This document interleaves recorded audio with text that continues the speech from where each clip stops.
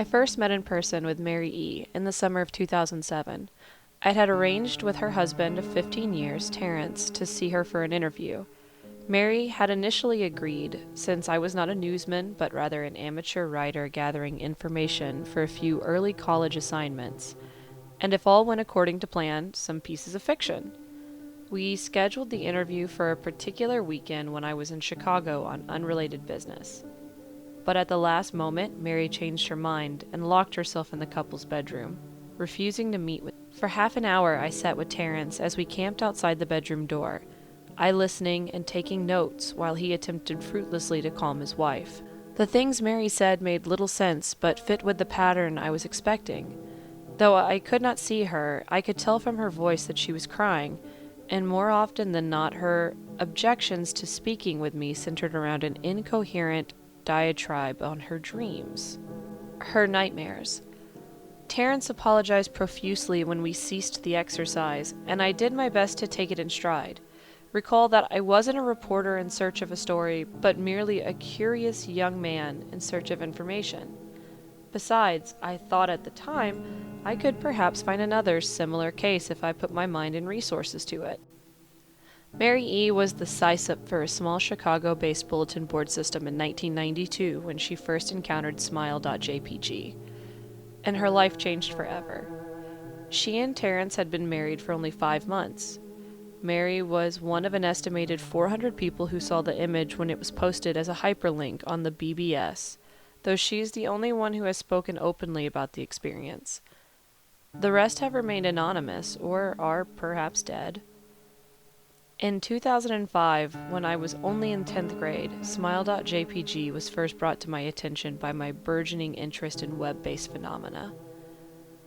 Mary was the most often cited victim of what is sometimes referred to as Smile.dog, the being Smile.jpg is reputed to display. What caught my interest, other than the obvious macabre elements of the cyber legend and my proclivity toward such things, was the sheer lack of information, usually to the point that people don't believe it even exists other than as a rumor or hoax. It is unique because, though the entire phenomenon centers on a picture file, that file is nowhere to be found on the internet. Certainly many photo-manipulated simulacra litter the web, showing up with the most frequency on sites such as the image board 4chan, particularly the X-focused paranormal subboard. It is suspected these are fakes because they do not have the effect the true Smile.jpg is believed to have, namely sudden onset temporal lobe epilepsy and acute anxiety. This purported reaction in the viewer is one of the reasons the phantom-like Smile.jpg is regarded with such disdain, since it is patently absurd, though depending on whom you ask, the reluctance to acknowledge Smile.jpg's existence might just be as much out of fear as it is out of disbelief. Neither Smile.jpg nor Smile.dog is mentioned anywhere on Wikipedia, though the website features articles on such others, perhaps more scandalous shock sites as Hello.jpg or Two Girls One Cup. Any attempt to create a page pertaining to Smile.jpg is summarily deleted by any of the encyclopedia's many admins. Encounters with Smile.jpg are the stuff of internet legend. Mary's story was not unique.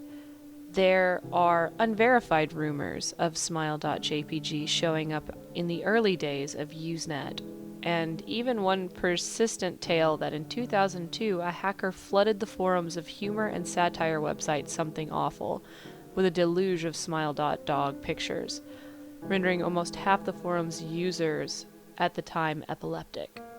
It is also said that in the mid to late 90s that Smile.jpg circulated on Usenet and as an attachment of a chain email with the subject line, "Smile, God loves you." Yet, despite the huge exposure these stunts would generate, there are very few people who admit to having experienced any of them, and no trace of the file or any link has ever been discovered. Those who claim to have seen Smile.jpg often weakly joke that they were far too busy to save a copy of the picture to their hard drive. However, all alleged victims offer the same description of the dog. A dog-like creature, usually described as appearing similar to a Siberian husky, illuminated by the flash of the camera, sits in a dim room, the only background detail that is visible being a human hand extending from the darkness near the left side of the frame. The hand is empty, but is usually described as beckoning. Of course, most attention is given to the dog, or dog creature, as some victims are more certain than others about what they claim to have seen. The muzzle of the beast is reputedly split in a wide grin, revealing 2 rows of very white, very straight, very sharp, very human-looking teeth.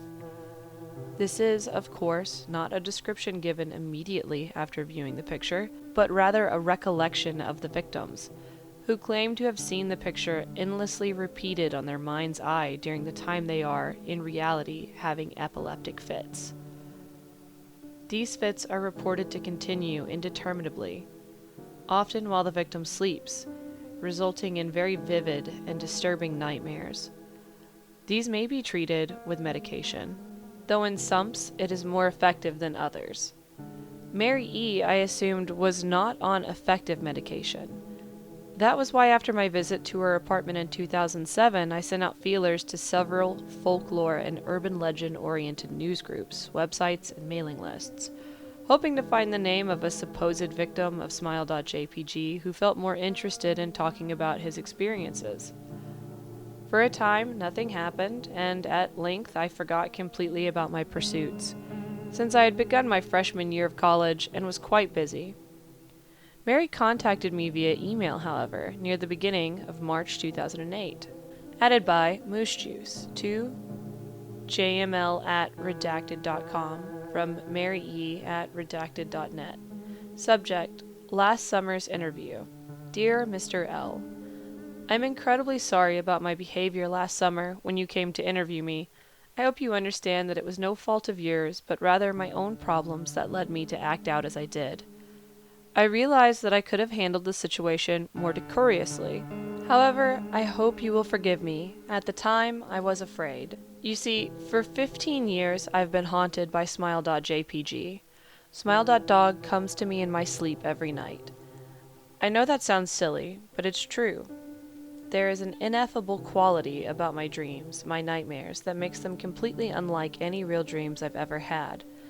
I do not move and do not speak. I simply look ahead, and the only thing ahead of me is the scene from that horrible picture.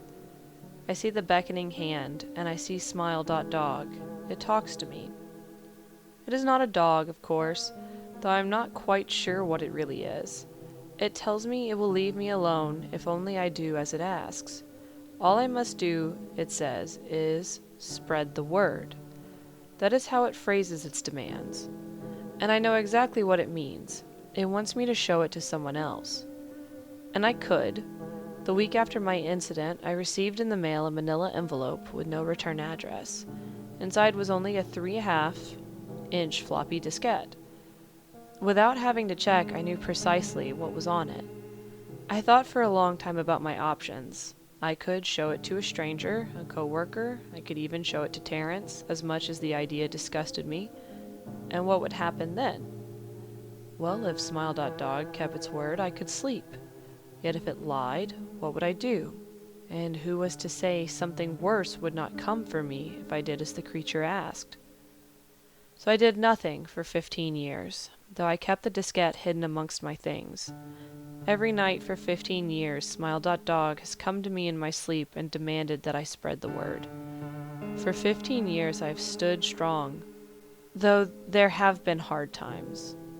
Many of my fellow victims on the BBS board, where I first encountered Smile.jpg, stopped posting. I heard some of them committed suicide. Others remained completely silent, simply disappearing off the face of the web. They are the ones I worry about the most. I sincerely hope you will forgive me, Mr. L., but last summer when you contacted me and my husband about an interview, I was near the breaking point. I decided I was going to give you the floppy diskette. I did not care if Smile.dog was lying or not. I wanted it to end. You were a stranger, someone I had no connection with, and I thought I would not feel sorrow when you took the diskette as part of your research and sealed your fate. Before you arrived, I realized what I was doing, was plotting to ruin your life. I could not stand the thought, and in fact I still cannot. I am ashamed, Mr. L., and I hope that this warning will dissuade you from further investigation of Smile.jpg. You may in time encounter someone who is, if not weaker than I, then wholly more depraved, someone who will not hesitate to follow Smile.dog's orders. Stop while you are still whole. Sincerely, Mary E. Terrence contacted me later that month with the news that his wife had killed herself. While cleaning up the various things she'd left behind, closing email accounts and the like, he happened upon the above message. He was a man in shambles. He wept as he told me to listen to his wife's advice. He'd found the diskette, he revealed, and burned it until it was nothing but a stinking pile of blackened plastic. The part that most disturbed him, however, was how the diskette had hissed as it melted, like some sort of animal, he said. I will admit that I was a little uncertain about how to respond to this. At first I thought perhaps it was a joke, with the couple belatedly playing with the situation in order to get a rise out of me. A quick check of several Chicago newspapers' online obituaries, however, proved that Mary E. was indeed dead. There was, of course, no mention of suicide in the article. I decided that, for a time at least, I would not further pursue the subject of Smile.jpg, especially since I had finals coming up at the end of May. But the world has odd ways of testing us. Almost a full year after I had returned from my disastrous interview with Mary E., I received another email. To jml@redacted.com from elzahir82@redacted.com. Subject: Smile. Hello. I found your email address through a mailing list. Your profile said you're interested in Smile Dog. I have saw it. It is not as bad as everyone says. I have sent it to you here. Just spreading the word. Smiley face. The final line chilled me to the bone. According to my email client, there was one file attachment called, naturally, Smile.jpg. I considered downloading it for some time. It was most likely a fake, I imagined. And even if it weren't, I was never wholly convinced of Smile.jpg's peculiar powers. Mary E.'s account had shaken me, yes, but she was probably mentally unbalanced anyways. After all, how could a simple image do what Smile.jpg was said to accomplish? What sort of creature was it that could break one's mind with only the power of the eye? And if such things were patently absurd, then why did the legend exist at all? If I downloaded the image, if I looked at it, and if Mary turned out to be correct, if Smile.dog came to me in my dreams demanding I spread the word, what would I do?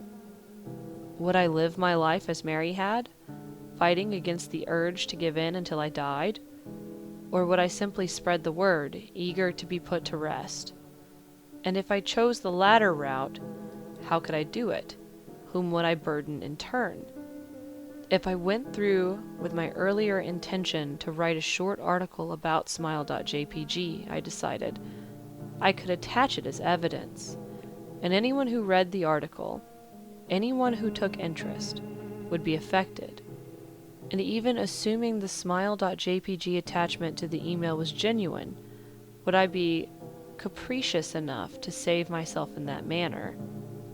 Could I spread the word? Yes. Yes, I could.